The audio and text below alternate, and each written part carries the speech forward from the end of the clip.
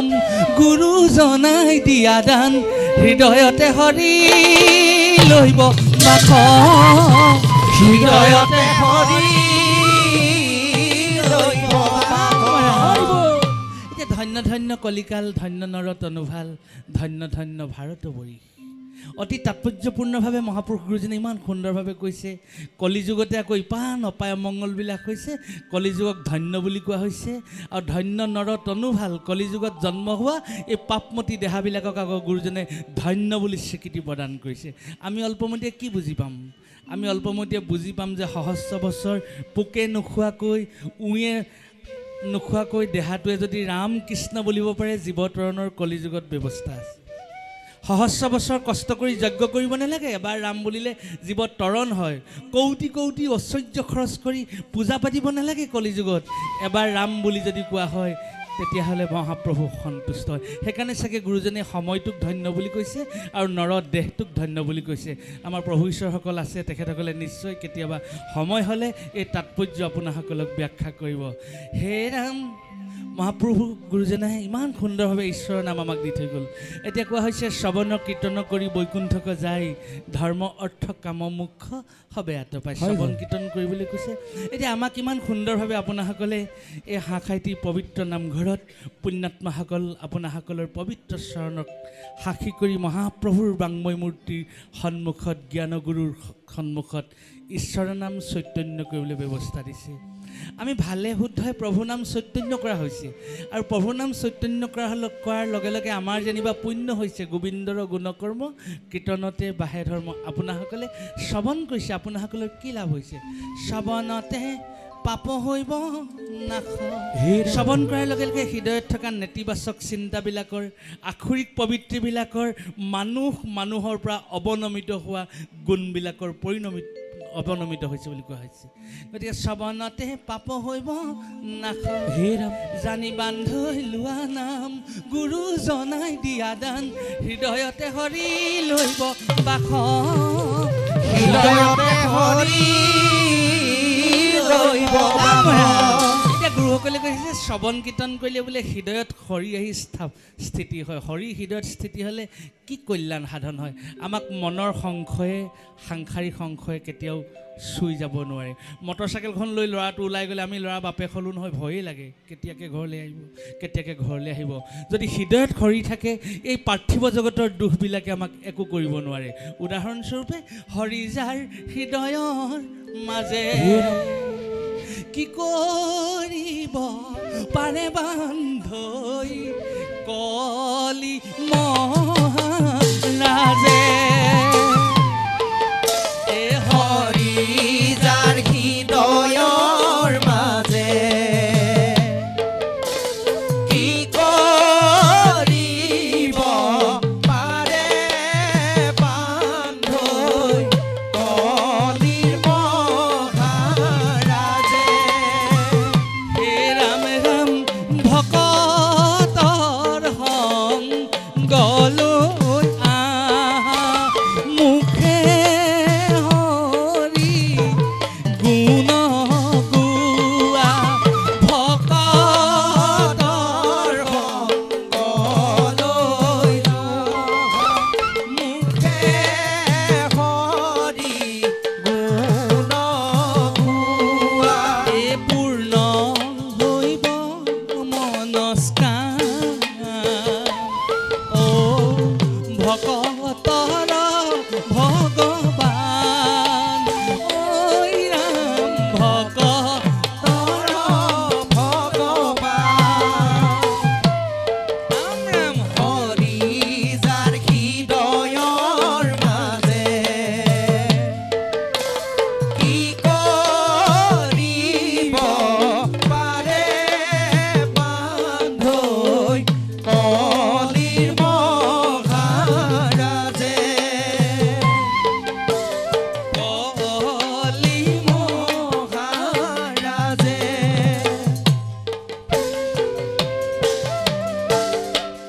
ধৰিবাহে বান্ধৱ চাপৰি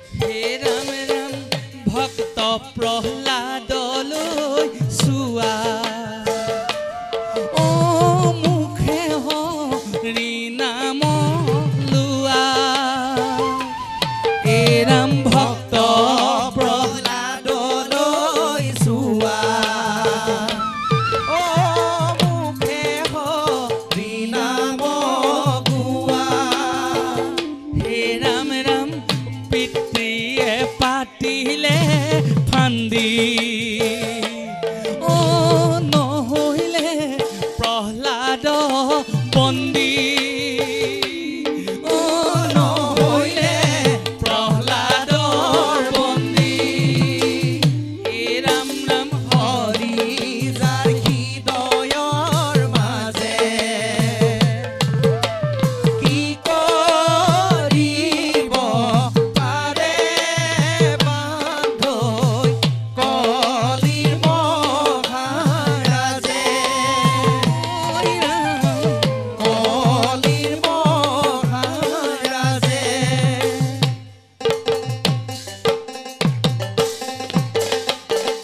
চাপৰি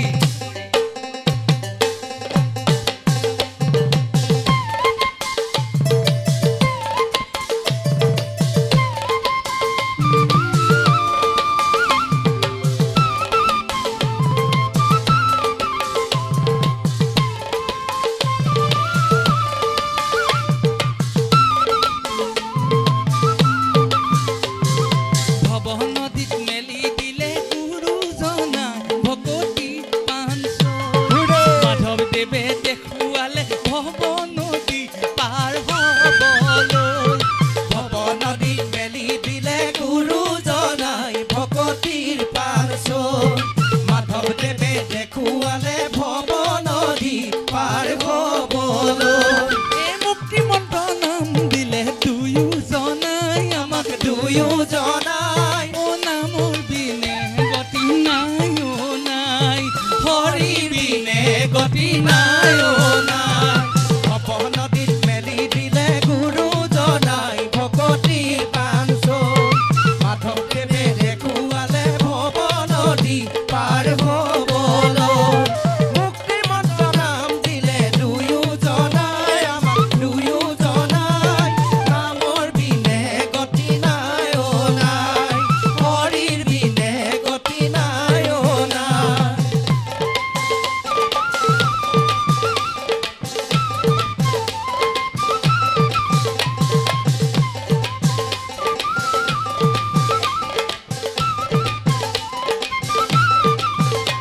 ও আহা বান্ধৈ নাম লওঁ মনৰ ৰঙে বান্ধো মনৰ ৰংগে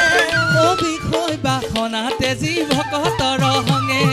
আহা বান্ধৈ নাম লওঁ মনৰ ৰংগে বান্ধৈ মনৰ ৰংগে বিষয় বাসনা তেজী ভকতৰ সংগে এই শ্ৰৱণ কীৰ্তনে বান্ধৈ হৰে মন প্ৰাণ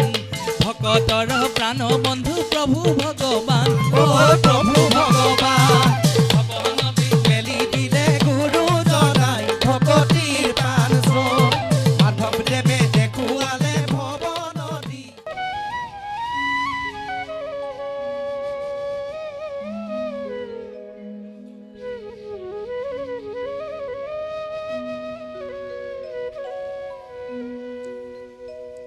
নামঘৰ নামঘৰ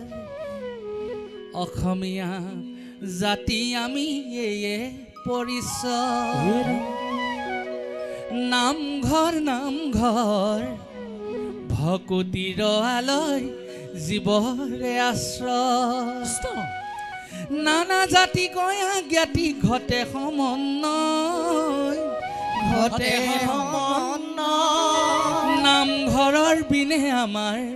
অস্তিত্ব নৰয় অ নামঘৰৰ বিনে আমাৰ অস্তিত্ব নৰয় নামঘৰ নামঘৰ অসমীয়া জাতি আমি এয়ে পৰিচয় নামঘৰ নামঘৰ ভকতিৰ আলয় জীৱৰে আশ্ৰয় নানা জাতি গঞা জ্ঞাতি ঘটে সমন্বয় ঘটে সমন্বয়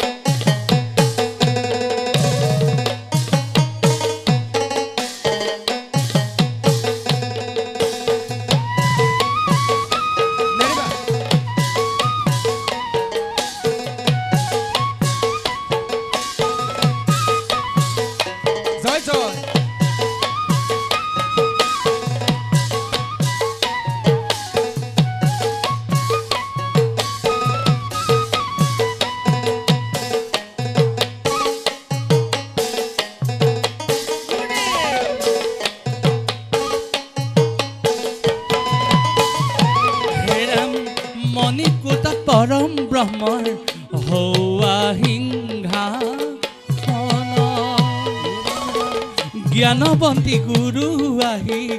ললেহি আসন মণিকূট পৰম ব্ৰহ্ম আছে সিংহাসন জ্ঞানপতি গুৰু আহি ললেহি আসন ও দ্বাৰ মধ্যে জয় বিজয়ে কৰিছে ৰক্ষণ আহি কৰিছে ৰক্ষণ আহা সখী এবাৰ আহি কৰাহি দৰ্শন অ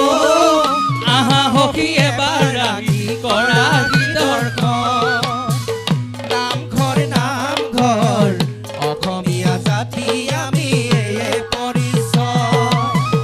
নামঘৰ নামঘৰ ভকতি লয়ালৈ জীৱৰে আশ্ৰয়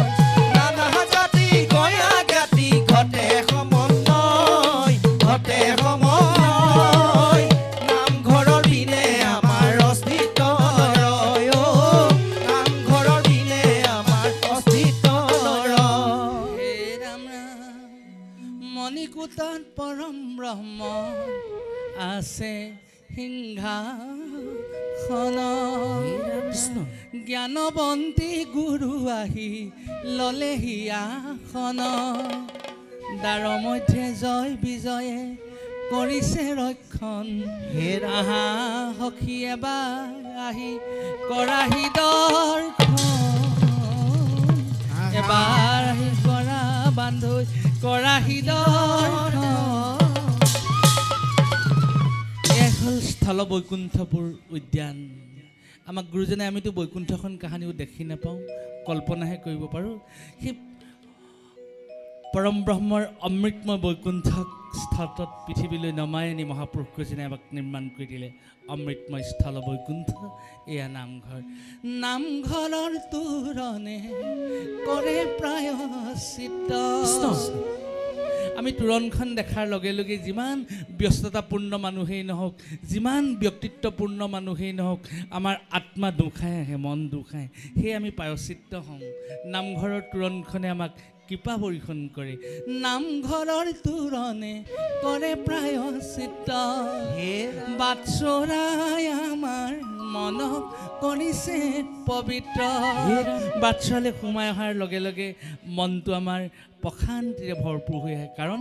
অভ্যন্তৰীণ কক্ষত মহাপ্ৰভু আছে মহাপ্ৰভুৰ চৰণত আত্মনিবেদন কৰিম আৰু আমাৰ মনৰ দুখবিলাক দুৰ্গতিবিলাকৰ পৰিসমাপ্তি ঘটিব সংশয় দূৰ হয় বাটচৰাই আমাৰ মনক কৰিছে পবিত্ৰ মধ্যস্থানে ভকতে কৃষ্ণ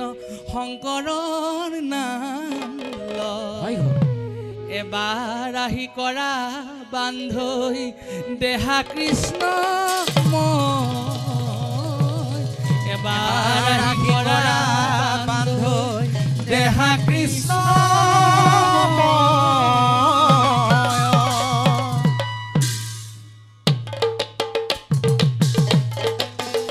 জয় জয়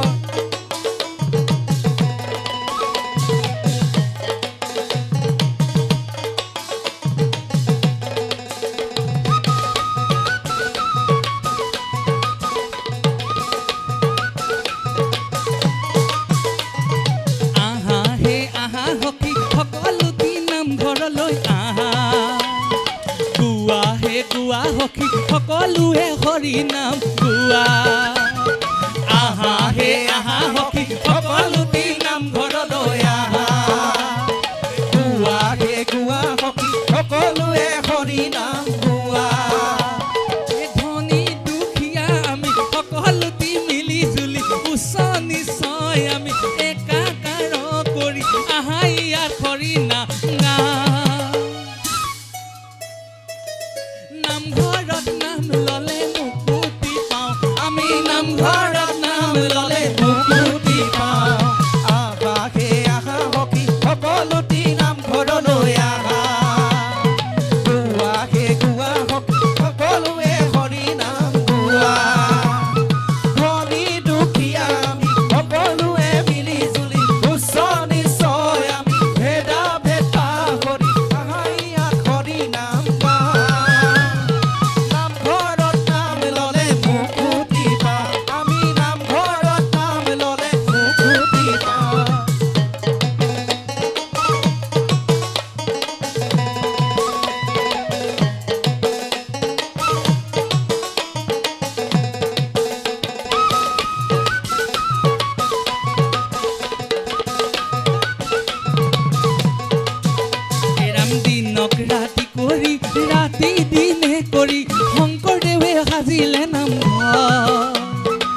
অসমীয়া জাতি আমি নামঘৰলৈ নাহিলে সম্ফল নহ'ব জীৱনৰ দিনক ৰাতি কৰি ৰাতিক দিনে কৰি শংকৰদেৱে পাতিলে নামঘৰ অসমীয়া জাতি আমি নামঘৰলৈ নাহিলে সম্ফল নহ'ব জীৱনৰ গুৰু কিনো দিলা দান অসমীয়া জাতিৰ প্ৰাণ ৰাখিব লাগিব আমি নামঘৰৰ মান ৰাখিব লাগিব আমি নামঘৰৰ মান আহা হে আহা সখী সকলোৱে নামঘৰলৈ আহা গোৱা হে গোৱা সখী সকলোৱে হৰি নাম গোৱা ধনী দুখীয়া আমি সকলোৱে মিলি জুলি উচ্চ নিশ্চয় আমি ভেদা ভেদ পাহৰি আহা ইয়াত হৰি নাম গা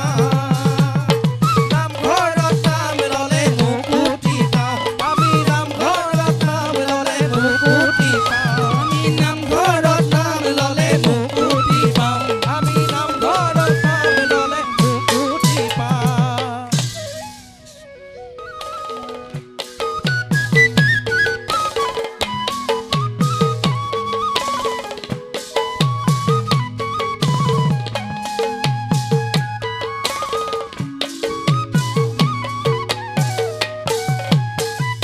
এই ৰাম ৰাম সৈতে এটা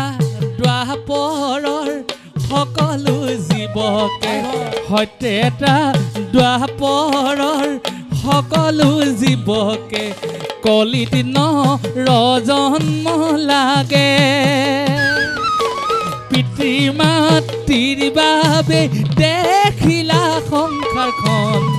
ভকতি কৰিব লাগে অ' ভাই ভকতি কৰিব লাগে তীৰ্থ ভ্ৰমিবলৈ যাবয়ে নালাগে তীৰ্থ ভ্ৰমিবলৈ যাবয়ে নালাগে নাই ক'তো পুণ্যস্থান পিতৃ মাতৃ সেৱাই সৰ্বশ্ৰেষ্ঠ ধৰ্ম হে হ'ব বৈকুণ্ঠ ধাম মোৰ বান্ধৈ দুষ্ট হৈব ভগৱান এই ৰাম ৰাম মহাতীৰ্থ ভ্ৰমি বলৈ যদি যোৱা পিতৃ মাতৃক কৰি হেলা অ' ভাই পিতৃ মাতৃক কৰি হেলা হৰি নাম ল'লেও একো ফল নধৰে মৰণ সংকটৰ বেলা অ' ভাই মৰণ সংকটৰ বেলা তীৰ্থ ভ্ৰমিবলৈ যাবয়ে নালাগে তীৰ্থ ভ্ৰমিবলৈ যাবয়ে নালাগে নাই ক'তো পুণ্যস্থান পিতৃ মাতৃ সেৱাই সৰ্বশ্ৰেষ্ঠ ধৰ্ম হে হ'ব বৈকুণ্ঠ ধাম মোৰ বান্ধৈ তুষ্ট হৈব ভগৱান ৰাম ৰাম বোলে সত্যতা দ্বাপৰৰ সমস্ত জীৱকে এই কলিত নৰজন্ম লাগে পিতৃ মাতৃৰ বাবেই দেখিলা সংসাৰখন ভকতি কৰিব লাগে ৰাম মহাতীৰ্থ ভ্ৰমি বলৈ যদি যোৱা পিতা মাতাক কৰি হেলা এই হৰিনাম ল'লেও একো ফল নধৰে মৰণ সংকটৰ বেলা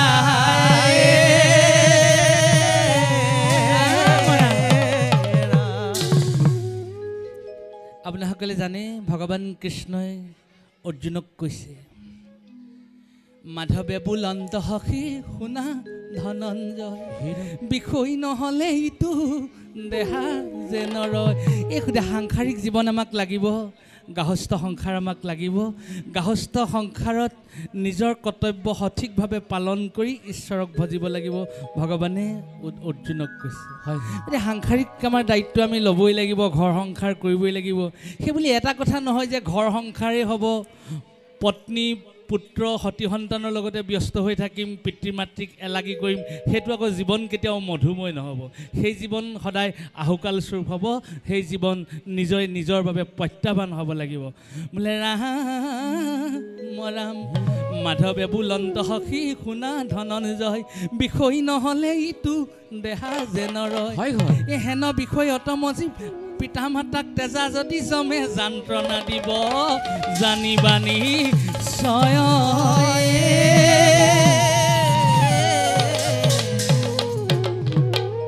বোলে হেৰা বান্ধৱ পিতা মাতাক কৰিবা কৃষ্ণ সেৱা হেৰা বান্ধৱ পিতা মাতাক কৰিবা সেৱা হেৰা বান্ধৱ পিতা মাতাক কৰিবা সেৱা হেৰা বান্ধৱ পিতা মাতাক কৰিবা সেৱা হেৰা বান্ধৱ পিতা মাতাক কৰিবা সেৱা হেৰা বান্ধৱ পিতা মাতাক কৰিবা সেৱা হেৰা বান্ধৱ পিতা মাতা কৰিবা সেৱা হেৰা বান্ধৱ পিতা মাতা কৰিবা সেৱা হেনো পিতা মাতা হেৰা বান্ধৱ সেৱা নকৰিলে হেৰা বান্ধৱ সেৱা নকৰিলে হেৰা বান্ধৱ বান্ধৱ ধৰ্মৰ অপৰাধী হবা হেৰা বান্ধৱ পিতা মাতা কৰিবা সেৱা হেৰা বান্ধৱ পিতা মাতা কৰিবা সেৱা ৰাম আদি গুৰু পিতা মাতা কৰো নমস্কাৰ যাৰ হন্তে দেখিলো সৃষ্টিৰ সংসাৰ আদি গুৰু পিতা মাতা কৰো নমস্কাৰ যাৰ হন্তে দেখিলো সৃষ্টিৰ সংসাৰ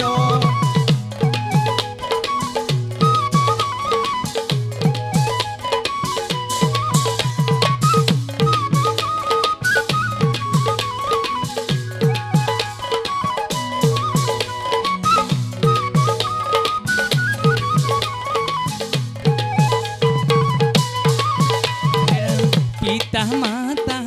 বিনে সংসাৰৰ পুণ্য নাই পিতা মাতা কৃপা হ'লে মন কাম পাই আদি গুৰু পিতা মাতা কৰো নমস্কাৰ যাৰ হন্তে দেখিলো সৃষ্টিৰ সংসাৰ দেখিলো সৃষ্টিৰ সংসাৰ যাৰ হন্তে দেখিলো সৃষ্টিৰ সংসাৰ গৱত ভাই চাৰি অক্ষয় কি বুজাই বিচাৰ কৰি চাইছানে নাই অ' ভাই আমাৰ গুৰু শংকৰ দেৱে ক'ত বাৰু পায় এই ভাগৱত ভাগৱতৰ বিনে আৰু উত্তম শাস্ত্ৰ নাই অ' ভগৱন্তৰ বাঙময় মূৰ্তি ভাগৱত সদায় মহাভাগৱত ভাই চাৰি অক্ষয় কি বুজাই বিচাৰি কৰি চাইছানে নাই অ' ভাই চাপৰি আমাৰ গুৰু শংকৰদেৱে ক'ত বাৰু পায়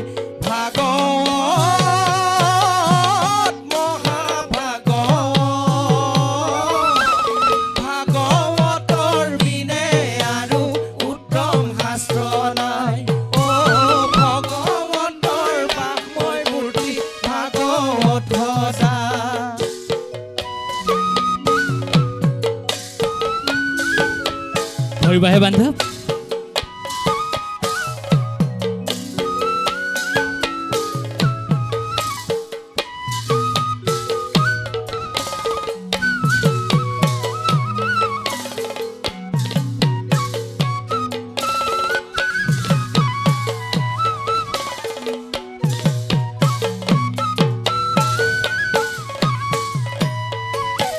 ভামানে পোহৰ দিয়া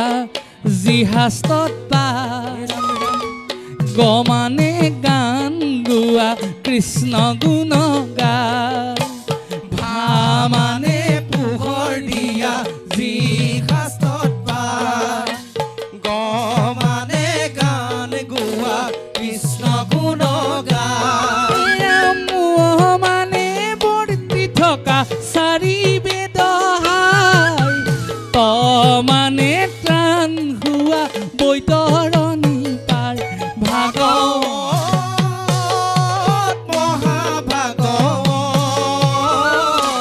ভাগৱতৰ বিনে আৰু উত্তম শাস্ত্ৰ নাই অ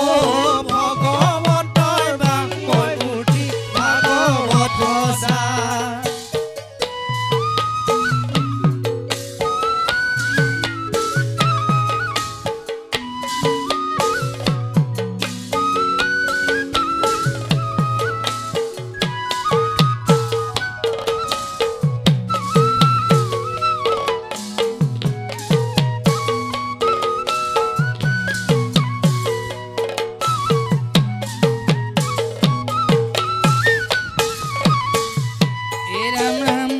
ভামানে ভাবুক সখা জানিব খোজে মনে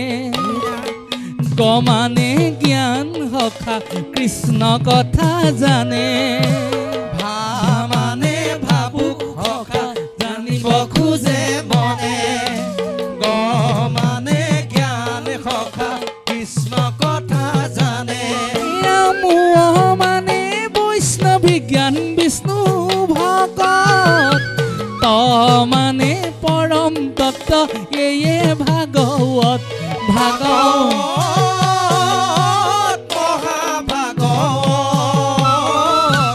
ভাগৱতৰ বিনে আৰু উত্তম শাস্ত্ৰ নাই অ ভগৱন্তৰ বাংময় মূৰ্তি ভাগৱত ৰচা মহাভাগৱত ভাই চাৰি অক্ষয় কি বুজাই বিচাৰ কৰি চাই চানে নাই অ ভাই আমাৰ গুৰু শংকৰদেৱে ক'ত বাৰু পাই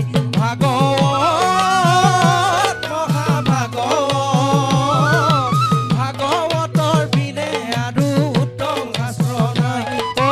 ভগৱন্তৰ বাংময় মূৰ্তি ভাগৱত ৰচা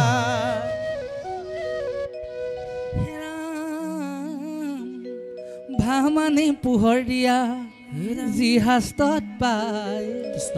গমানে গান গোৱা কৃষ্ণ গুণ গায় অ মানে বৰ্তি থকা চাৰি বেদহাৰ ত মানে ত্ৰাণ হোৱা বৈতৰণী পায় আপোনাসকলে জানে মহাপণ্ডিতসকলে মহাভাগৱতক ব্যাখ্যা কৰিছে ভামানে পোহৰ দিয়া বুলি কোৱা হৈছে যি শাস্ত্ৰই কোটি সূৰ্যসমূহ পোহৰ দিয়ে এই অৰ্থ সূচাবৰ বাবে ভা অক্ষৰ যোগ কৰা হৈছে গ মানে কোৱা হৈছে গান গাই যি শাস্ত্ৰই সনাতন সনত কুমাৰ চাৰি সিদ্ধৰ দৰে অহৰ্নিশে কৃষ্ণৰ গুণগান গাই গান গোৱা কৃষ্ণৰ গুণ কীৰ্তন কৰা অৰ্থ সূচাবৰ বাবে গ অক্ষৰ যোগ কৰা হৈছে ও মানে কোৱা হৈছে বৰ্তি আছে যি শাস্ত্ৰত বেদৰ হাৰ বৰ্তি আছে এই অৰ্থ সূচাবৰ বাবে ও অক্ষৰ যোগ কৰা হৈছে আৰু ত মানে কোৱা হৈছে যি শাস্ত্ৰ শ্ৰৱণ বা কীৰ্তন কৰিলে জীৱৰ তৰণ হয় জীৱ তৰিবই বৈকুণ্ঠত স্থান পায় এই অৰ্থ সূচাবৰ বাবে ভাগৱতক আপোনাসকলে জানে মহন্তসকলে পণ্ডিতসকলে সংজ্ঞা দিছে আৰু এভাগী সংজ্ঞা দিছে আপোনাসকলে জানে ভামানে ভাবুক সখা জানিব খোজে মনে গ মানে জ্ঞান সখা কৃষ্ণ গুণ জানে ভ মানে ভাবুক এজন ব্যক্তি ভাবুক হৈ যেতিয়া কৃষ্ণ কথা জানিব গ মানে তেওঁ জ্ঞান আহিব কৃষ্ণ কি বস্তু তেওঁ বুজি পাব যেতিয়া কৃষ্ণ কি বস্তু কৃষ্ণৰ বস্তুৰ প্ৰতি যেতিয়া তেওঁ জ্ঞান আহিব ও মানে বৈষ্ণৱী জ্ঞান বিষ্ণু ভকত ও মানে তেওঁ বৈষ্ণৱী জ্ঞান আহিব সমস্ত ভূততে ব্যাপী আছো মই হৰি সবাকো মানিবা তুমি বিষ্ণু বুদ্ধি কৰি অৰ্থাৎ সকলোকে আত্মসম দেখিব মই যদি উজতি খাওঁ মোৰো তেজ ওলাব তেখেতক দুখ নিদিবাচোন তেখেতেও দুখ পাব এই ভাৱটো যেতিয়া আমাৰ আহিব বৈষ্ণৱী জ্ঞান মহাপ্ৰভুৱে জীৱৰ হৃদয়ত সেই কৃপা বৰ্ষণ কৰিব ও মানে বৈষ্ণৱী জ্ঞান বিষ্ণুৰ ভকত বৈষ্ণৱী জ্ঞান অহাৰ লগে লগে জীৱ ভকতৰ কি হ'ব ত মানে পৰম তত্ত্ব ভাগৱত এৰাম আদিতে ভাগৱত আদি নিৰঞ্জনে অনাদি অনন্ত কলে ক্ৰমে ক্ৰমে সেই জগত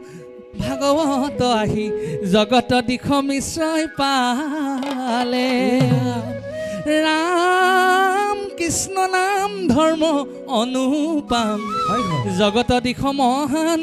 কিনো মহাজ্ঞানী শংকৰ গুৰু কানি দিলা ভাগৱত জ্ঞান হৰি ৰাম ৰাম ৰাম ৰাম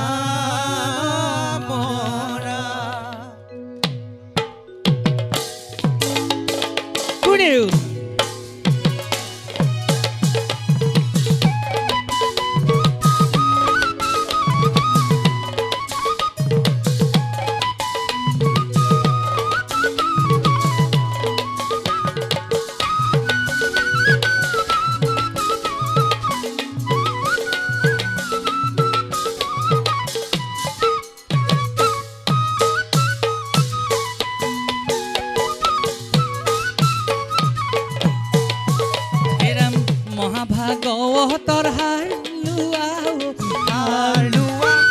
শ্ৰীমদ ভাগৱতৰ হালোৱা জীৱ তৰিবলৈ যাৰ ইচ্ছা আছে ভাগৱতৰ কথা জানিব খুজিলে ভাই ভাই ভাই ভাই ভাগৱত দৰ্পণ লোৱা কৃষ্ণ গুণ নাম গোৱা ভাগৱতৰ হালোৱা শ্ৰীমদ ভাগৱতৰ হালোৱা জীৱ তৰিবলৈ যদি ইচ্ছা আছে ভাগৱতৰ জানিব খুজিলে ভাই ভাই ভাই ভাগৱত দৰ্পণ চোৱা কৃষ্ণ গুণ নাম গোৱা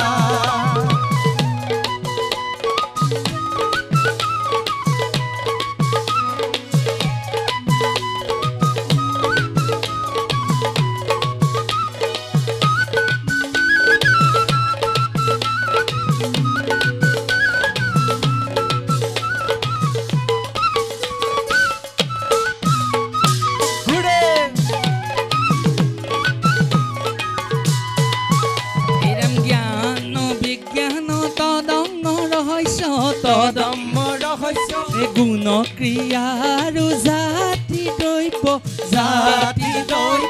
মায়া তৰণ জীৱ ঈশ্বৰ বাৰ শ্লোকৈ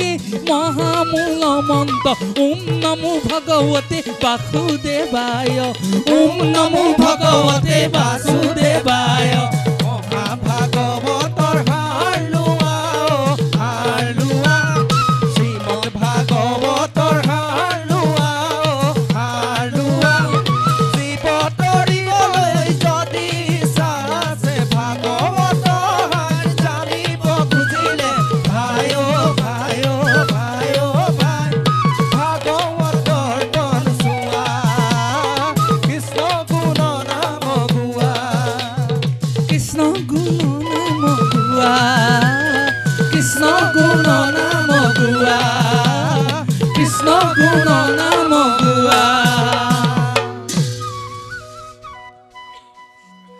পূজ্যপাদ প্ৰভু ঈশ্বৰসকল প্ৰমুখ্যে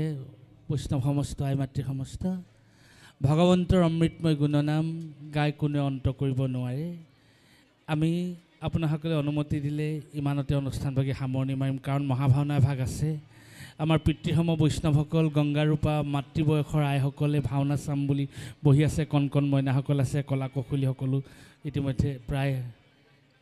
গতিকে আপোনালোকে অনুমতি দিলে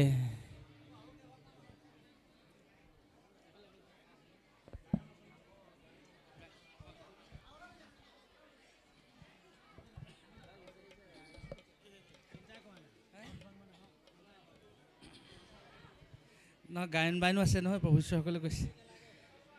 আপোনাসকলৰ কৃপা হ'লে নাম গাই থাকিম যেন লাগে। প্ৰভুৱে যদি দেহাটো ভালে ৰাখে, মনটো যদি ভালে ৰাখে, আপোনাসকলৰ পদধূলি পৰিলে নাম গাই থাকিম যেন লাগে। পুহমহীয়া ইমানেই নালাগে, আৰু যদি ঘামি যাওঁ তথাপিতো নাম গাই যাম। বোলে টুপ টুপকৈ পৰে ঘাম নেৰিম যেন হৰি নাম, টুপ টুপকৈ পৰে ঘাম নেৰিম যেন, অ' টুপ টুপকৈ পৰে ঘাম নেৰিম যেন হৰি নাম, টুপ টুপকৈ পৰে ঘাম নেৰিম যেন হৰি নাম। হৰি নামে হৰি নামে হৰি নামে হৰি নামে কৰি আছে জগত উদ্ধাৰ, হৰি নামে কৰি আছে জগত উদ্ধাৰ। টুপ টুপকৈ পৰে ঘাম নেৰিম যেন হৰি নাম, টুপ টুপকৈ পৰে ঘাম নেৰিম যেন হৰি নাম। হৰি নামে হৰি নামে হৰি নামে হৰি নামে কৰি আছে জগত উদ্ধাৰ, হৰি নামে কৰি আছে জগত উদ্ধাৰ, হৰি নামে কৰি আছে জগত উদ্ধাৰ। আপোনালোকৰ নিৰ্দেশ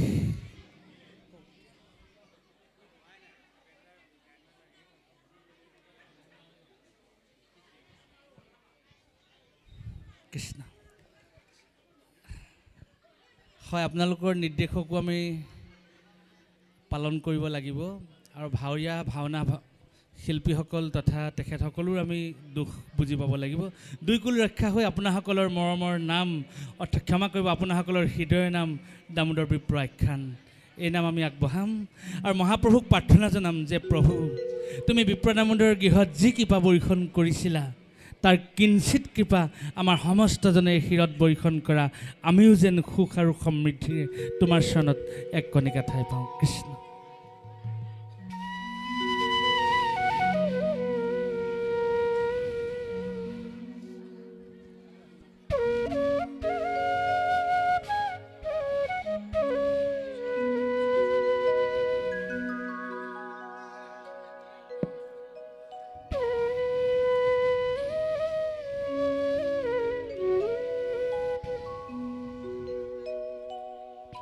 আপোনাসকলে জানে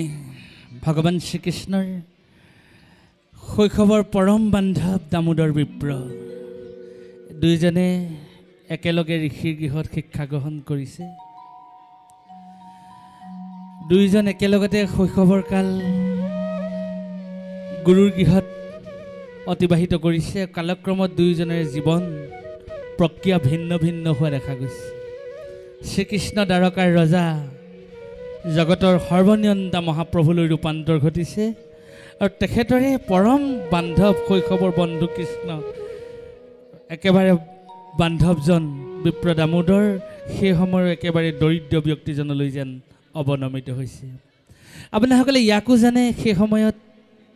বিপ্ৰ দামোদৰৰ পৰিয়ালটোতকৈ আৰু দৰিদ্ৰ পৰিয়াল কোনো নাই। এদিন যদি এসাঁজ অন্ন গ্ৰহণ কৰে হয়তো 4 দিন তেওঁ লঘোণত থাকে, কিন্তু মনত হতাশা নাই, ভয় নাই, দুখ নাই, চিন্তা নাই, কোনো সংশয় নাই। প্ৰশান্তিৰে ঘূৰি ফুৰে শ্ৰীকৃষ্ণ শ্ৰীকৃষ্ণ শ্ৰীকৃষ্ণ নাম লৈ। তেওঁ ধৰ্মপত্নীগৰাকীয়ে এদিন সংশয় হৈছে যে এই সংসাৰখনত আমাতকৈ আৰু দৰিদ্ৰ ব্যক্তি কোনো নাই।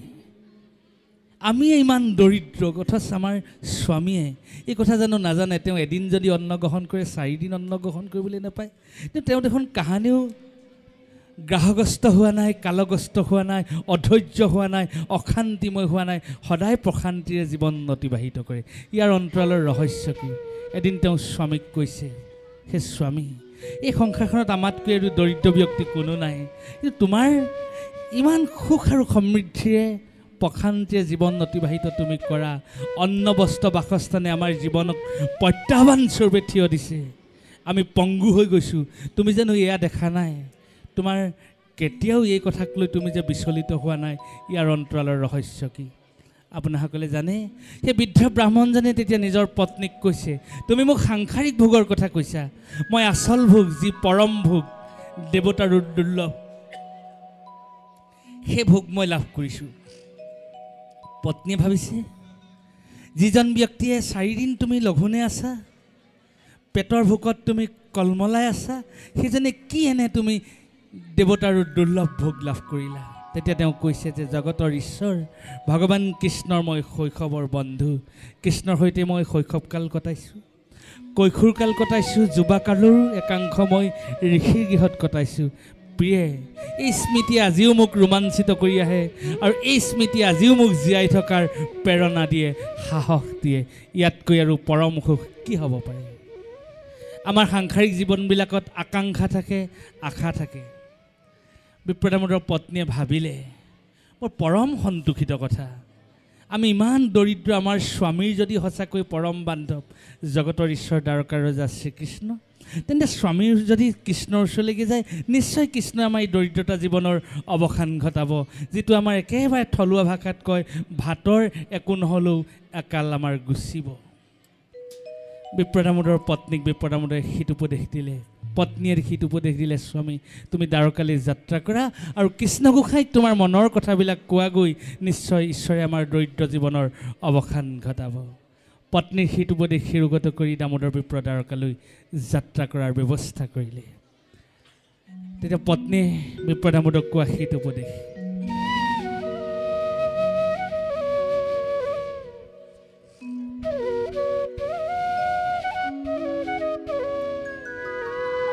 হে ৰাম বিপ্ৰদামোদৰ পত্নী, বোলে শুনা প্ৰাণ স্বামী, আমি অতি দৰিদ্ৰ ব্ৰাহ্মণ,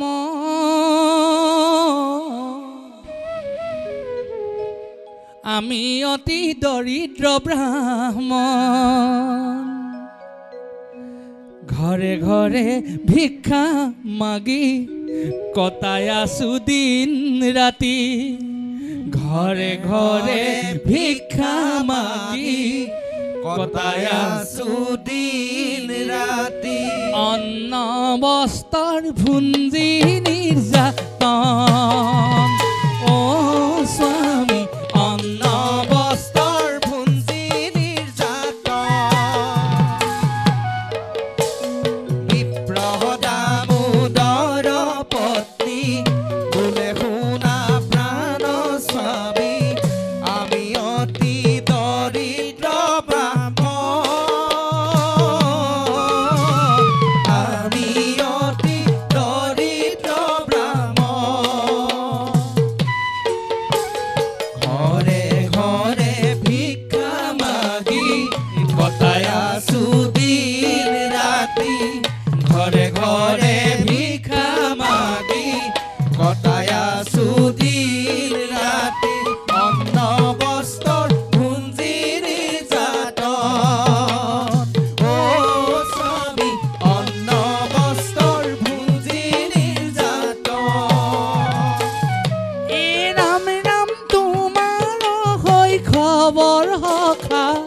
এবাৰ কৰি আহা দেখা, কি জানিবা কৰে কৃপা দান, নহয় জানো তেওঁই ভগৱান, অ স্বামী নহয় জানো তেওঁই ভগৱান। বিপ্ৰদামোদৰ পত্নী বোলে শুনা প্ৰাণ স্বামী, আমি অতি দৰিদ্ৰ ব্ৰাহ্মণ, আমি অতি দৰিদ্ৰ ব্ৰাহ্মণ, ঘৰে ঘৰে ভিক্ষা মাগি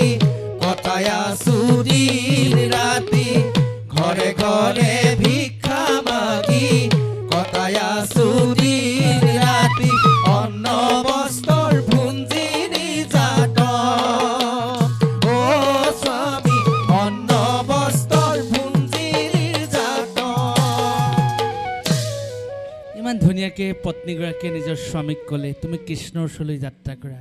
ভগৱানে নিশ্চয় আমাক সহায় কৰিব বিপ্ৰদামোদৰ অতি আনন্দিত হ'ল কৃষ্ণৰ ওচৰলৈ যাব হয় কিন্তু ইয়াতো আউল লাগিল কাৰণ তেওঁ কৃষ্ণৰ ওচৰলৈ যাব পৰম বান্ধৱ শৈশৱৰ বন্ধুজনৰ ওচৰলৈ বহু দিনৰ মূৰত যাব সুদা হাতখন লৈ কেনেকৈ যাব আমাৰ অসমীয়া সংস্কৃতিত এটা পৰম্পৰা আছে আমি আত্মীয় কুটুম্বৰ গৃহলৈ গ'লে কেতিয়াও সুদা হাতখন লৈ যাব নোৱাৰোঁ তেতিয়া তেওঁ নিজৰ পত্নীক কৈছে বামনীৰ বাক্য শুনি বিপ্ৰই বুলিলা বাণী বামনীৰ বাক্য শুনি বিপ্ৰই বুলিলা বাণী বামনীৰ বাক্য শুনি বিপ্ৰই বুলিলা বাণী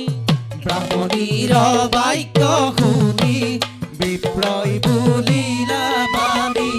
কি মতে চলিবুহুদা হাতে কি মতে চলিবুহুদা হাতে ও আছে যদি চাউল চিৰা আনি মোৰ হাতে দিয়া নতু মই চলিবু কি মতে অ প্ৰিয়ে নতু মই চলিবু কি মতে হে ৰাম ৰাম বিপ্ৰদামোদৰ পত্নী বোলে শুনা প্ৰাণ স্বামী আমি অতি দৰিদ্ৰ ব্ৰাহ্মণ আমি অতি দৰিদ্ৰ ব্ৰাহ্মণ ঘৰে ঘৰে ভিক্ষা মাগি কটাই আছো দিন ৰাতি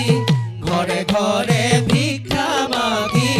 কটাই আছো দিন ৰাতি অন্ন বস্ত্ৰৰ পুঞ্জি নিৰ্যাতন অ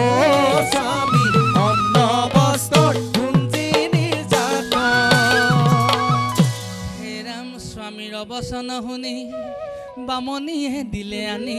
খুজি মাগি দিলে যত নাই তাকে লৈ দামোদৰ অতিৰংগ মনে দ্বাৰকান গড়ে চলি যায় পত্নী মনোবাঞ্ছা পূৰ্ণ কৰিবৰ বাবে পত্নীগৰাকীয়ে সাধ্য অনুসাৰী যিমান কষ্ট কৰিব লাগে সিমান কৰিছে বিপ্ৰদামোদৰ অতি ৰংগমনে দ্বাৰকালৈ যাত্ৰা কৰিলে অহে বিপ্ৰজাই দ্বাৰ কান গড়ে হে বিপ্ৰজাই দ্বাৰ কান গড়ে অ হে বিপ্ৰদাই দ্বাৰ কান গড়ে হে বিপ্ৰদাই দ্বাৰ কান গড়ে ৰাম অ হে বিপ্ৰজাই দ্বাৰ কান গড়ে হে বিপ্ৰজাই দ্বাৰ কান গড়ে অ হে বিপ্ৰদাই দ্বাৰ কান গড়ে হে বিপ্ৰদাই দ্বাৰ কান গড়ে ধন জন বিচাৰিয়া কৃষ্ণ ৰস ৰনে হে বিপ্ৰদাই দ্বাৰ কান গড়ে হে বিপ্ৰদাই দ্বাৰ কান গড়ে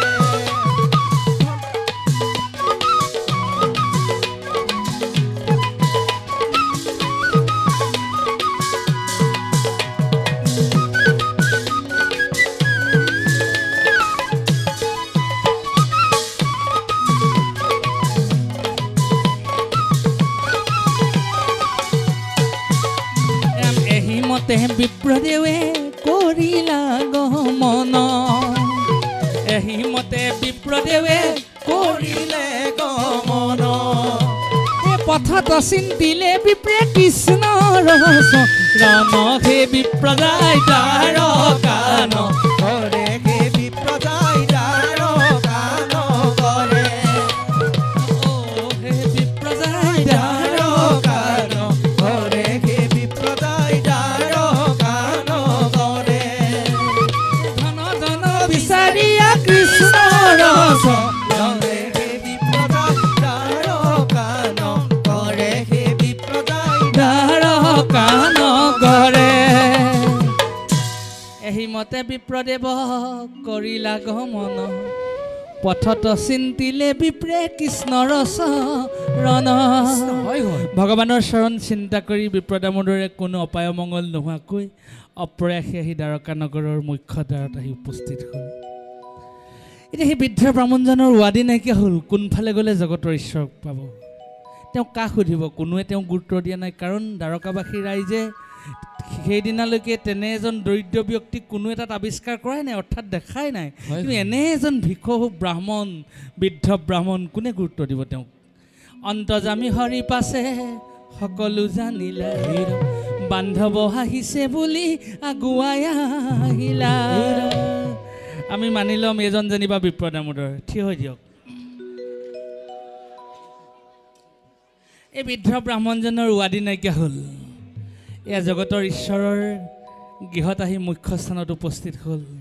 এই বৃদ্ধ ব্ৰাহ্মণজন ক'ত যাব এতিয়া কিন্তু মহাপ্ৰভুৱেতো সমস্তখিনি জ্ঞাত তেওঁ ৰাজকাৰেঙৰ পৰা ওলাই আহিছে নিজে অন্তৰ্যামী হৰি পাছে সকলো জানিলা বান্ধৱ আহিছে বুলি আগুৱাই আহিলা হয় হয় এই বৃদ্ধ ব্ৰাহ্মণজন আহি দ্বাৰকা নগৰত আহি পালেহি যাই বিপ্ৰ দ্বাৰকা কচলি পাইলা বিপ্ৰ দ্বাৰকা নগৰী পাইলা বিপ্ৰ দ্বাৰকা নগৰী ভগৱান কৃষ্ণই কি কৰিলে ভগৱান কৃষ্ণই আপোনাসকলে জানে বিপ্ৰদামোদক আচৰিত কৰি কৃষ্ণে যে নকৰিলে আদৰ হয় হয় শৈশৱৰ সখা মোৰ বিপ্ৰদামোদৰ শৈশৱৰ সখা মোৰ বিপ্ৰদামোদৰ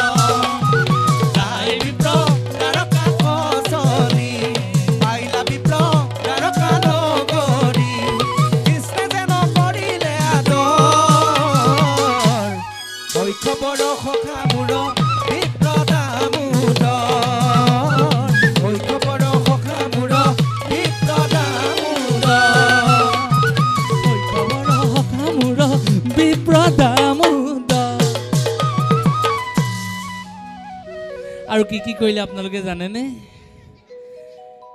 কৃষ্ণ গোসাঁই আমাক গাহস্থ জীৱনটো সাফল্যমণ্ডিত কৰিবৰ বাবে বিপ্ৰদামোদৰ আখ্যানৰ জৰিয়তে বহু ইংগিত দি গৈছে অতিথি দেৱাই ভৱ তেওঁ জগতৰ ঈশ্বৰ হৈ এই বৃদ্ধ ব্ৰাহ্মণজনক মলিয়ন পোছাক পৰিধান কৰি অহা ব্ৰাহ্মণজনক সেৱা কৰিবলৈ কিন্তু কুণ্ঠাবোধ নকৰিলে হয় হয় হে ৰাম পাৱ ধুৱাই কৃষ্ণদেৱে পদজল লৈলা বহিবা কলাগি তাংক স্বৰ্ণ আসন দিলা এই বৃদ্ধ ব্ৰাহ্মণজনক ভৰি ধুৱালে পদজল জগতৰ ঈশ্বৰে শিৰত ল'লে আৰু এইজন ব্ৰাহ্মণে কোনোদিন দৰিদ্ৰ ব্যক্তিজনে সোণ দেখি পোৱা নাই কাৰণ তেওঁ সোণ ক'ত দেখি পাব তেওঁ শুনিছে ৰজা নিচিনা মানুহবিলাকে চহকী মানুহবিলাকে সোণ বুলি বৰ ধুনীয়া বস্তু এটা পিন্ধে সিদিনাখনি কি হ'ল বহিবা কলাগি তাংক স্বৰ্ণ আসন দিলে মই সপোন দেখা নিচিনাকৈ ভাবিছে যে মই স্বাভাৱিক হৈ আছোঁ নাই মানুহটো বিপ্ৰে যে নেদেখিল সপোন কিন্তু কৃষ্ণক কৈছে হে কৃষ্ণ তুমি সম বন্ধু মোৰ হৈব আউৰ কোন কৃষ্ণ সম বন্ধু মোৰ হৈব আউৰ কোন যাই বিপ্ৰ দ্বাৰকা কচলি পাইলা বিপ্ৰ দ্বাৰকা নগৰী কৃষ্ণে যে নকৰিলে আদৰ শৈশৱৰ সখা মোৰ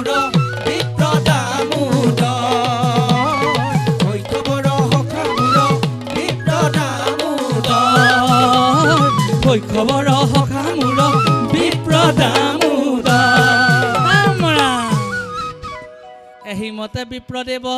দ্বাৰকাত বঞ্চিলা হয় হয় কৃষ্ণৰ সান্নিধ্য পাই আনন্দ মিলিলা জগতৰ ঈশ্বৰৰ লগত বিপ্ৰদামোদৰে কথা বতৰা পাতিলে জগতৰ ঈশ্বৰক নয়ন ভৰি চাবলৈ পালে জগতৰ ঈশ্বৰক তেওঁক স্পৰ্শ কৰিলে তাতোতকৈ আৰু জীৱনত কি লাগিছে যি বিচাৰি আহিছিলে তাতোতকৈ ভগৱানে তেওঁক বহুত দিলে জীৱন তেওঁ কৃতকৃত্য হ'ল জনম তেওঁ ধন্য হ'ল জীৱন ধন্য হ'ল হয় হয় কিন্তু ডাঙৰ কথাটো হ'ল মহাপ্ৰভু অমৃতময় অংশ মাধৱ পুৰুষে এটা কথা লিখিছে ব্ৰহ্মা আদি কৰি জীৱজাতৰ ৰাম ৰাম ৰাম ৰাম মায়া সজ্জা মাজে আশ্ৰয় ঘুমতি যায় ব্ৰহ্মাকে আদি কৰি ত্ৰিদশৰ দেৱতাসকল মায়াত আবদ্ধ হৈ আছে ঈশ্বৰৰ লীলা কোনে বুজি পাব তেওঁতো সাংসাৰিক সংসাৰৰ কথা আছে তেওঁ ভাবি আছে কৃষ্ণ গোসাঁইক মই কেনেকৈ ক'ম, কি উদ্দেশ্য লৈ আহিছিলোঁ। হে ৰাম ৰাম এহিমতে বিপ্ৰদেৱ দ্বাৰকাত বঞ্চিলা, কৃষ্ণৰ সান্নিধ্য পাই আনন্দ মিলিলা। অ গুৰু গৃহ নানা কথা আলোচ্য কৰিলা, বিপ্ৰৰ গাহস্থ কথা কৃষ্ণে নুসুধিলা। গুৰুৰ গৃহত কি কি ঘটনা পৰিঘটনা ঘটিছিলে সেইখিনি কথা ভগৱানে তেখেতৰ লগত আলোচনা কৰিলে, কিন্তু অতি কৌশলগতভাৱে তাৎপৰ্যপূৰ্ণভাৱে জগতৰ ঈশ্বৰে তেওঁক গাহস্থ সংসাৰখনৰ কথা আলোচনা কৰাৰ পৰা কিন্তু বিৰত থাকিল। তেওঁ ভাবি আছে প্ৰভুৱে সুধিব তোমাৰ, আমিওতো তেনেকৈ ভাবিম কেতিয়াবা, কাৰণ আমিওতো ভাবোঁ কেতিয়াবা অমুকৰ ওচৰলৈ যাম, অমুকটো কৰিম তমুকটো কৰিম। আমাৰ জীৱনত আকাংক্ষা থাকে, কাৰণ আমি গাহস্থ সংসাৰৰ মায়াত বন্দী একোজন জীৱ, আমি ভোগৰ পাছে পাছে দৌৰি ফুৰিছোঁ, বাসনাই সুখ দিয়া নাই নহয়, আমাক খেদি ফুৰিছে। আমুকে আমুকটো ল'লে মইনো কেলৈ ল'ব নোৱাৰিম, যেতিয়ালৈকে নিজে ল'ব নোৱাৰোঁ আমাৰ আত্মাবিলাকত মনবিলাকত আহি পিনি কিছুমান শক্তি আহি আমাক নেতিবাচক প্ৰভাৱ পেলায়, কাৰণ আমি সাংসাৰিক জীৱ। তেওঁ ভাবিছে যে প্ৰভুৱে তেওঁক সুবিধা দিব, ঘৰ সংসাৰৰ কথা সুধিব, তেওঁ তেতিয়া সেই সময়তে মহাপ্ৰভুক ক'ব যে প্ৰভু মোৰ সংসাৰ হ'ল, সংসাৰ তৰিবলৈ বা সংসাৰ চলিবলৈ আৰ্থিকভাৱে মই দৈন্যতাত ভুগিছোঁ, তুমি মোক কৃপা বৰ্ষণ কৰা। মোৰ গৃহস্থিয়ে এই দায়িত্ব দি তোমাৰ ওচৰলৈ পঠাইছিল, কিন্তু ঈশ্বৰে সেই সুবিধা তেওঁক নাই দিয়া। অন্তৰ্যামী হৰি পাছে সকলো জানিলা, বিপ্ৰৰ চাউল চিৰা আজুৰিয়া নিলা, আজুৰিয়া নিয়া হৰি তাকলৈ খাইলে, ৰুক্মিণী দেৱীয়ে আহি হাতত ধৰিলে। হয় এইখিনিতে ভগৱানে কামটো তেখেতৰ শুদ্ধ কৰ্মটো ভকতৰ কাৰণে আচল কৰ্মটো কৰি ল'লে। তেওঁ চাউল চিৰাক তুমি মোলৈ কি আনিছা আপোনালোকে জানে? তেওঁ কৈছে যে মই একো নাই অনা, কিন্তু ইমান তেওঁ পত্নীক কৈছে যে মোক চাউল চিৰা কেইটামান দিয়া, সুদা হাতখন লৈ মই কেনেকৈ যাম। আৰ ঘৰে তাৰ ঘৰে পত্নীগৰাকীয়ে ভিক্ষাবৃত্তি গ্ৰহণ কৰি স্বামীক চাউল চিৰাকেইটা আনি দিছে, কিন্তু তেওঁ কৃষ্ণৰ ওচৰত মিছাকৈ কৈছে মই চাউল চিৰা নাই অনা, কাৰণ সাহস হোৱা নাই। আপোনাৰ মোৰো সাহস নহয়। ৰাজ আট্টালিকাত সোণৰ পাত্ৰত মলিয়ন মোনাখনত লৈ যোৱা কুৎসিত পত্নীগৰাকীয়ে ঘৰে ঘৰে বিচাৰি দিয়া চাউলকেইটা কোনহতে তেওঁ জগতৰ ঈশ্বৰৰ সন্মুখত আগবঢ়াই দিয়ে, কাৰণ তেওঁ সাহস হোৱা নাই। অন্তৰ্যামী হৰিয়ে সেই কথা জানিলে আৰু চাউল চিৰা খালে। আপোনালোকে জানে তেতিয়া জগত মাতৃ লক্ষ্মীস্বৰূপ ৰুক্মিণীয়ে প্ৰভুক আৰু খাবলৈ নিদিলে। এইখিনিতে মহাপুৰুষ মাধৱ পুৰুষে কোৱা কথাষাৰৰ প্ৰাসংগিকতা আছে যে ব্ৰহ্মা আদি কৰি জীৱজাত ৰাম ৰাম ৰাম ৰাম মায়া সজ্জা মাজে আশ্ৰয় ঘুমতি যাই। ব্ৰহ্মাকে আদি কৰি ত্ৰিদশৰ দেৱতা ঈশ্বৰৰ মায়া বুজি পোৱা নাই। বিপ্ৰ দামোদৰে কেনেকৈ বুজিব? বিপ্ৰ দামোদৰে ভাবিলে, আৰু সেই লক্ষ্মীৰূপা ৰুক্মিণী দেৱীয়ে যেতিয়া বাৰণ কৰিলে স্বামী আৰু তুমি গ্ৰহণ নকৰিবা, তেওঁ নিজৰ ঘৰ সংসাৰলৈ মনত পৰি গ'ল তেওঁৰ এগৰাকী গৃহ লক্ষ্মী আছে, তেওঁ পত্নীগৰাকীয়ে ঘৰখনৰ সৰ্বাংগীন মংগলৰ কাৰণে ওচৰলৈ পঠিয়াইছে। তেওঁ যেন দায়িত্ব আৰু কৰ্তব্য ঈশ্বৰৰ ওচৰত পাহৰিছে। এদিন ভগৱন্তৰ চৰণৰ পৰা আপোনাসকলে জানে মহাপ্ৰভুৰ চৰণৰ পৰা বিপ্ৰ দামোদৰ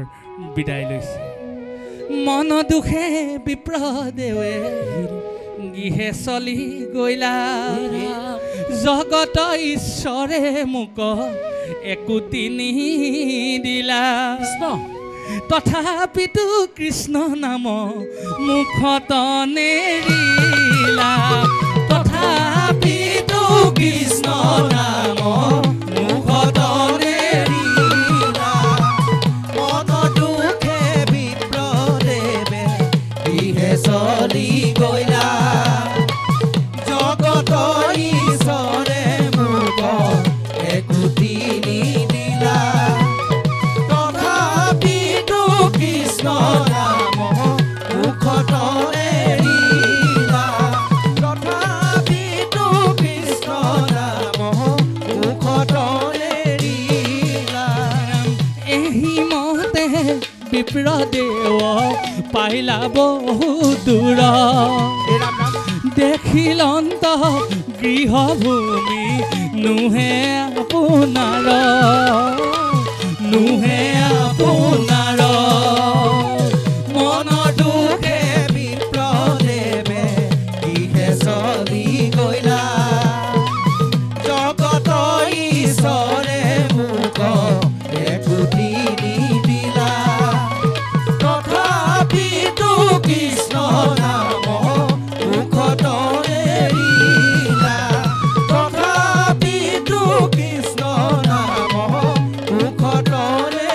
লীলা ও তথাপিতো কৃষ্ণ নাম মুখত লীলা হে ৰামে হিমতে বিপ্ৰদেৱ পাইলা বহু দূৰ দেখিলন্ত গৃহভূমি নোহে আপোনাৰ ও সংকটে পৰিলো বুলি প্ৰভুক মাতিলা আমাক লাগিয়া প্ৰভু কিনো কৰা লীলা আপোনাসকলে জানে বিপদ লগে ভাগে আহে বিপদামোদক জগতৰ ঈশ্বৰে একো নিদিলে উৰেতো জীৱন ভগৱন্তৰ চৰণতে আত্মনিবেদন কৰিছে কৃষ্ণই জীৱনৰ সৰ্বশক্তি কৃষ্ণই জীৱনৰ প্ৰাণ কৃষ্ণই জীৱনৰ ধৰ্ম কিন্তু সেই কৃষ্ণই দেখোন সংকট সময়ত তেওঁক একো নিদিলে তেওঁ সংশয় হৈছে পত্নীক কি ধৰণে ক'বগৈ কাৰণ পত্নীৰ আগত প্ৰতি মুহূৰ্ততে তেওঁ অংগীকাৰ কৰিছে কৃষ্ণ বিনে গতি নাইও নাই কৃষ্ণ বিনে গতি নাই তুমি কৃষ্ণৰ চৰণত একমাত্ৰ ভকতি কৰা তেতিয়া বিপ্ৰদামোদৰে যেন উপলব্ধি কৰিছে প্ৰভু মই তোমাৰ ওচৰত দুখ লগালোঁ কাৰণ ভকত হৈ তোমাৰ ওচৰত মই ভক্তি বিচাৰি আহিব লাগিছিল আহিলোঁ মই ভোগ বিচাৰি সেইকাৰণে তুমি মোৰ মনোবাঞ্ছা হয়তো পূৰ্ণ নকৰিলা তুমি মোৰ সমস্ত অপৰাধ ক্ষমা কৰা মোৰ গৃহলৈ যোৱা সঠিক পথৰ সন্ধান দিয়া আৰু মোৰ অভাগী পত্নী একমাত্ৰ তোমাৰ চৰণতহে অচলা ভকতি দিয়া পুনৰ কৃষ্ণৰ চৰণতে আত্মনিবেদন কৰিছে আপোনাসকলে জানে ভকত বৎসল হৰিয়ে ভকতৰ মনোবাঞ্ছা পূৰ্ণ কৰিছে তেওঁৰ সন্মুখত সেই কুচিত পত্নীগৰাকী সুৰক্ষী যুৱতীলৈ ৰূপান্তৰ ঘটিছে দীপলিপ এগৰাকী কন্যাৰ হৈ তেওঁৰ সন্মুখত সহস্ৰ দাস দাসীৰ লগত লৈ থিয় দিছে দাসীৰ হিতে আহে বিপ্ৰৰ মণি চোৱা স্বামী কৃষ্ণই দিলে ঐশ্বৰ্য বিভূতি নেৰিবা নেৰিবা স্বামী কৃষ্ণ তভ ভকতি নেৰিবা নেৰিবা স্বামী কৃষ্ণ তভ ভকতি দাসীৰ হিতে আহে বিপ্ৰৰ ব্ৰাহ্মণী চোৱা স্বামী কৃষ্ণই দিলে ঐশ্বৰ্য বিভূতি নেৰিবা নেৰিবা স্বামী কৃষ্ণ তভ ভকতি নেৰিবা নেৰিবা স্বামী কৃষ্ণ তভ ভকতি দেখ দেখ সৰ্বজন ঈশ্বৰৰ লীলা ভকতৰ মনোৰথ পূৰণ কৰিলা দাসীৰ হিতে আহে বিপ্ৰৰ ব্ৰাহ্মণী চোৱা স্বামী কৃষ্ণই দিলে ঐশ্বৰ্য বিভূতি নেৰিবা নেৰিবা স্বামী কৃষ্ণ তভ ভকতি নেৰিবা নেৰিবা স্বামী কৃষ্ণ তভ ভকতি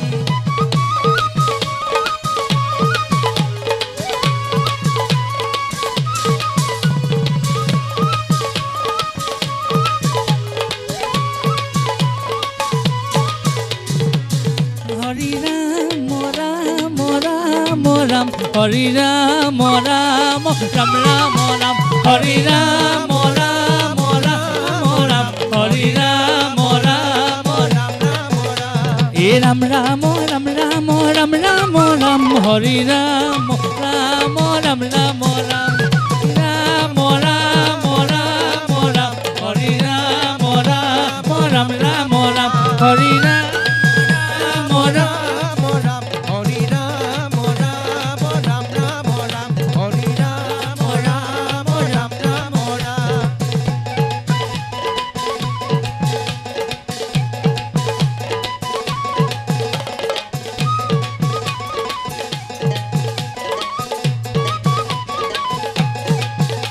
এই উঠি নামে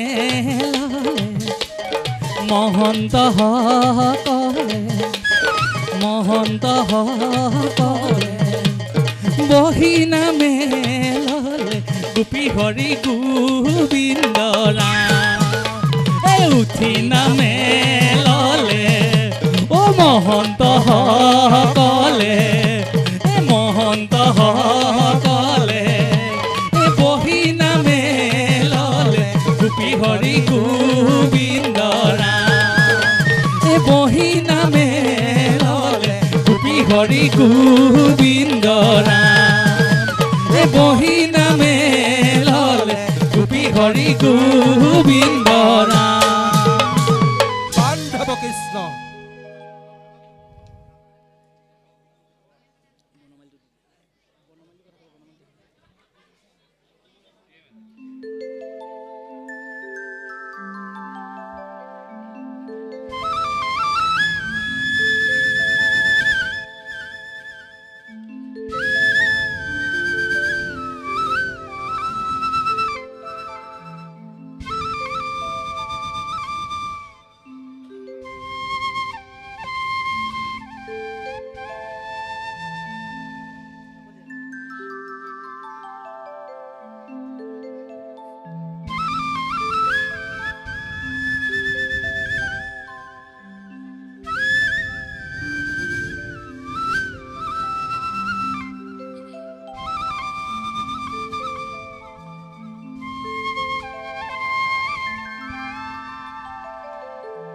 এৰামে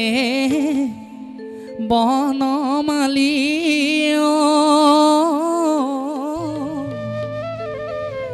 এ নুঠিবা কদমে কদমৰ চনকা ডালে তুমি ডালত উঠিলে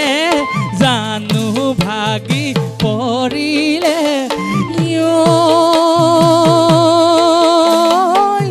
ৰাধাই পাব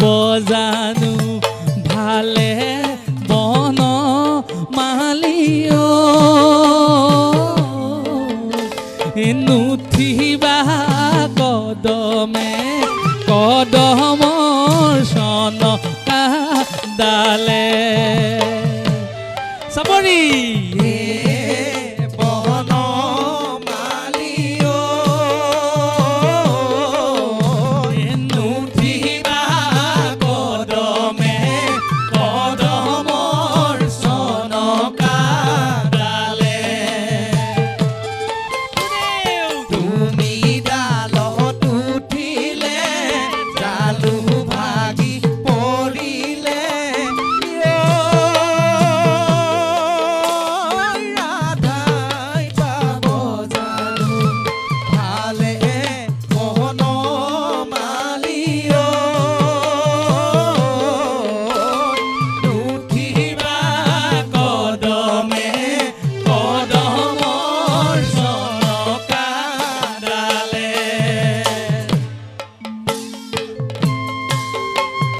ধৰিবাহে বান্ধৱ হে বনমালী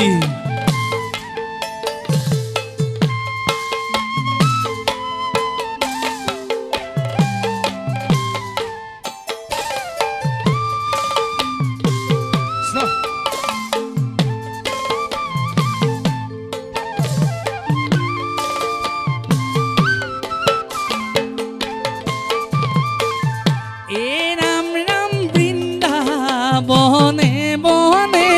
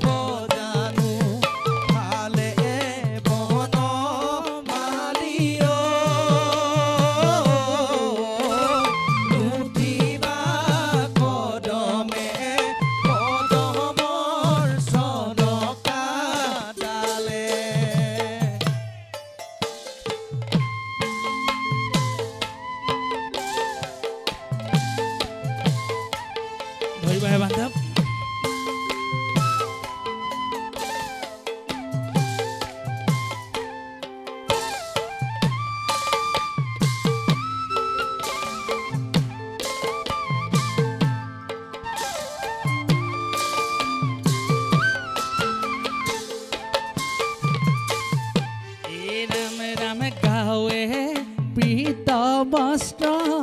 দেখিবি মোহিত গাঁৱে পীত বস্ত্ৰ দেখিবি মোহিত মুখে মোহৰ হাঁহি বন মালিও নুঠিবা কদমে কদমৰ চনকা ৰাম ৰাম বন মালিও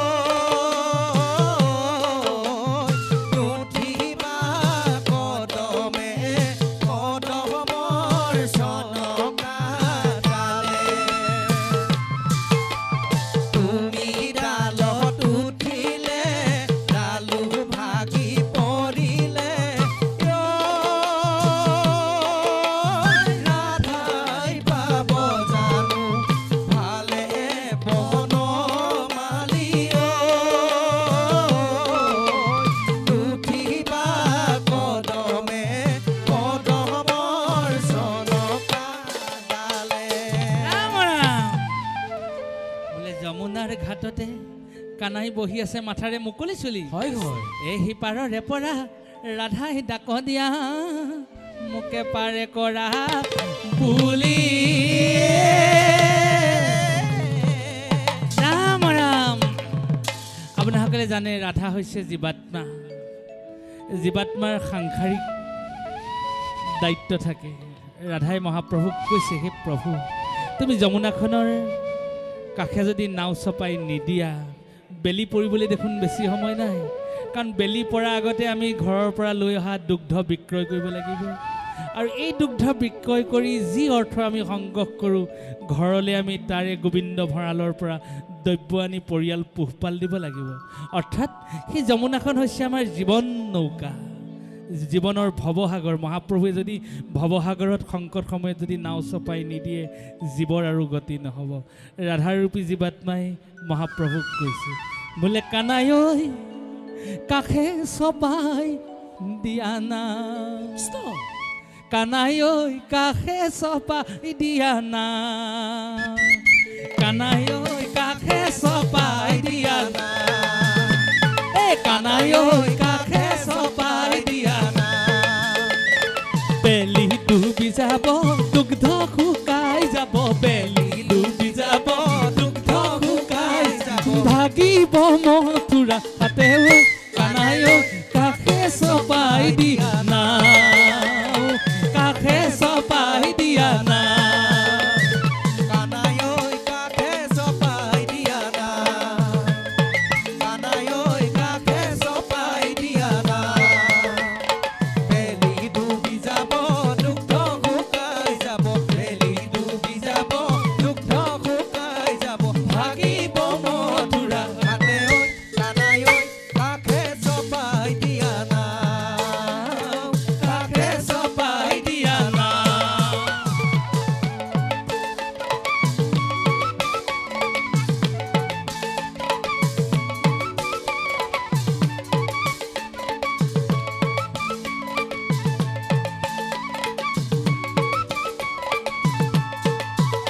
এৰাম দখুদা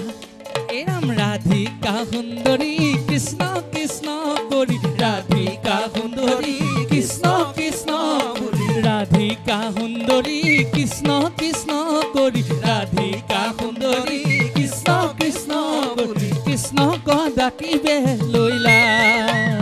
ভকত বৎসল প্ৰভু নাৰায়ণ বৎসল প্ৰভু নাৰায়ণ এ ভকত বৎসল প্ৰভু নাৰায়ণ ভকত বৎসল প্ৰভু নাৰায়ণ কাষে নাও চপাই দিলা কানাই ঐ কাষে চপাই দিয়া না কাষে চপাই দিয়া না কানাই ঐ কাষে চপাই দিয়া না কানাই ঐ কাষে চপাই দিয়া না বেলি ডুবি যাব দুগ্ধ শুকাই যাব বেলি ডুবি যাব দুগ্ধ শুকাই যাব ভাগিব মথুৰা হাতে ঐ কানাই ঐ কাষে চপাই দিয়া না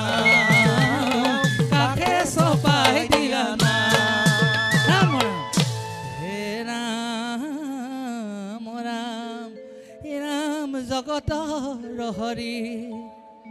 ভক্তৰ বাক্য পুৰি কাষে নাও চপাই দিলা।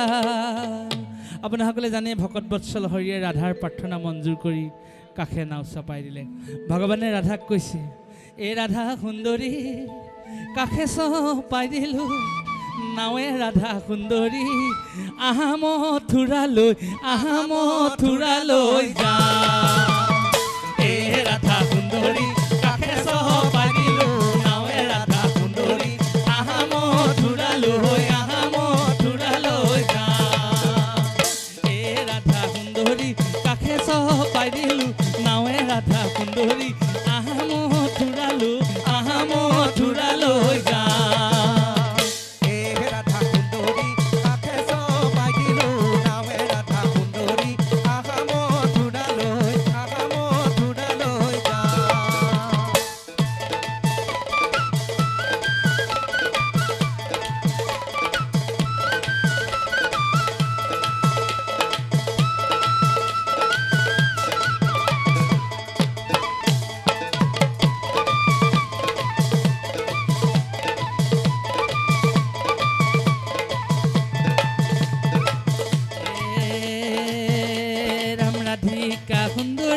কৃষ্ণ কৃষ্ণ কোহৰি ৰাধিকা সুন্দৰী কৃষ্ণ কৃষ্ণ কোহৰি কৃষ্ণক ডাকিতে লৈলা ৰাধা সুন্দৰী কাষে চপাই দিলোঁ নাৱে ৰাধা সুন্দৰী আহা মথুৰালৈ যা। এই ৰাধা সুন্দৰী কাষে চপাই দিলোঁ নাৱে ৰাধা সুন্দৰী আহা মথুৰালৈ যা। ৰাম নাও চপাই দিলা ৰাধিকা উঠিলা নাও চপাই দিলা ৰাধিকা উঠিলা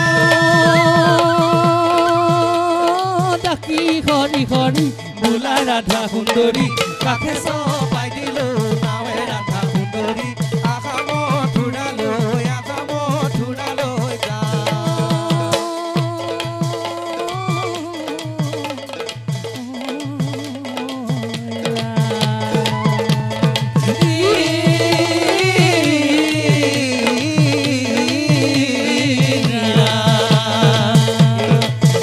ৰাধা সুন্দৰী কাষে চপাই দিলোঁ নাৱে ৰাধা সুন্দৰী আহা মথুৰালৈ যা। আহা মথুৰালৈ যা। তুমি যেনেধৰণে ৰাধাৰূপী ভকতৰ শিৰত নাও চপাই দি যি অমৃত কৃপা বৰ্ষণ কৰিছিলা, গৃহে গৃহে বৃন্দাবন ক্ষেত্ৰত সুমংগল প্ৰকাশ কৰিছিলা, আমাৰ কলিযুগৰ প্ৰতিজন জীৱাত্মাৰ গৃহত সেই কৃপা তুমি বৰ্ষণ কৰি জীৱ কল্যাণ সাধন কৰা আৰু আমাক ভকতৰ সংগত স্থাই দিয়া। প্ৰভু ঈশ্বৰ, এই নামেৰে আমি বিদায় মাগিছোঁ। এই বৈষ্ণৱ হে এই নামে মাগিছোঁ বিদায়, হৰি নাম সামৰি যাম ঘৰা ঘৰি, নামত ভক্তি ৰাখিবা সদায়। বৈষ্ণৱ হে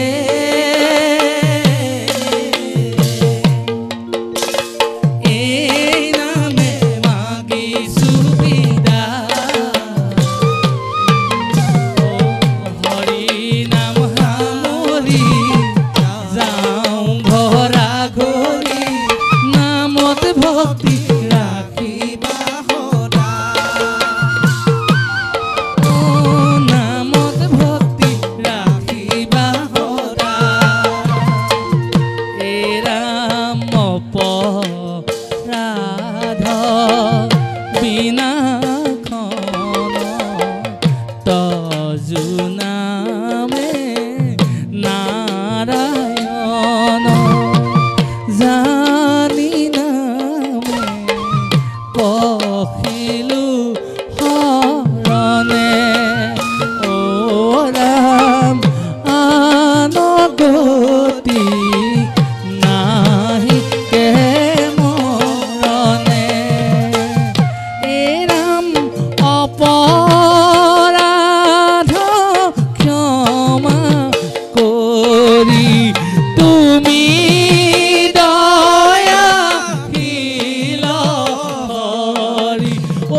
অপৰাধ ক্ষমা কৰি তুমি দয়াশীল হৰি মোক ৰক্ষা কৰিও চৰণে ও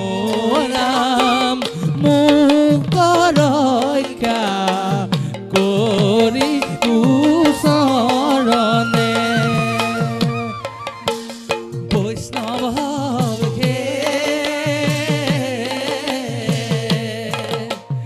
এই নামে মাগিছো বিদায়